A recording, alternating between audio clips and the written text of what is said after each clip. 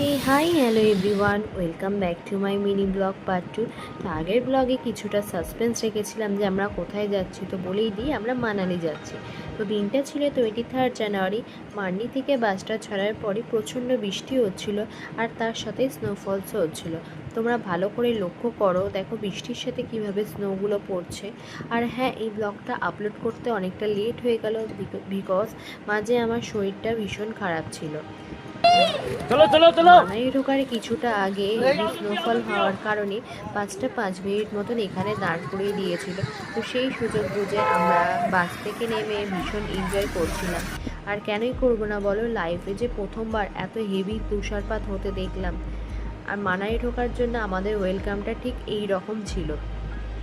যেহেতু আমরা প্রপার মানালি অবধি পৌঁছাতে পারিনি, তো বাসটা এখানে দাঁড় করে দিয়েছিল। তো এখানে আমরা নেমে একটা ক্যাব বুক করে নিয়েছিলাম।